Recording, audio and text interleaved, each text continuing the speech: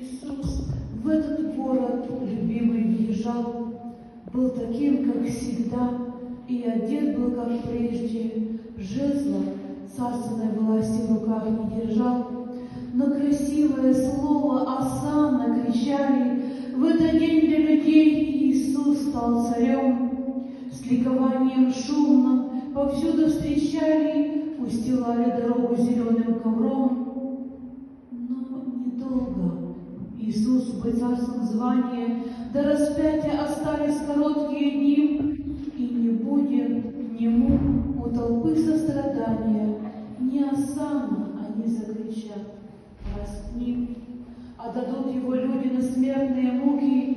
Нет, не трон приготовят, а древо креста, и знакомые улицы и переулки провожали с любовью Иисуса Христа. А смоковницы тихо листвой шелестели и хотели Иисуса от зноя укрыть, будто знали, что гвозди пробьют это тело, будто знали, что нужно Иисуса Христа защитить. Камни на мостовой тесно сжались друг к другу и шептали чуть слышно: «Иисус, не ходи, ты шагнешь за черту и подашь смерти руку». Но Господь это знал, Он хотел мир спасти. Люди шли за Иисусом, смотрели из окон, дети звонко кричали. Молчал Божий Сын, жизни краткой писались последние строки. Среди гудящей толпы Иисус был один. И разбросанные ветви, цветы на дороге, дорогая одежда валялась в пыли. Вот какой-то мальчонка Иисусу упал в ноги, и поднял Иисус малыша от земли. На улыбку ребенка улыбкой ответил, и дитя поспешил ниже к сердцу прижать.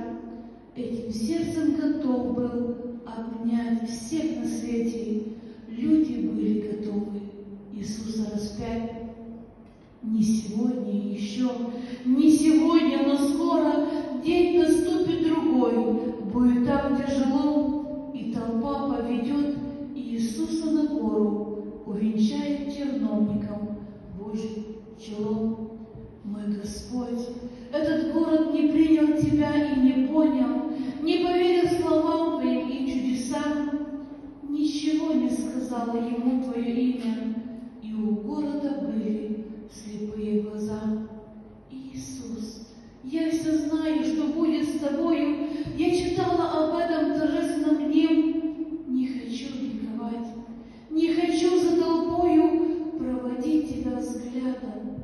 Лишь хочется мне. Ты назад не вернешься, Ты принял решение, Ты не мог не пойти. Ты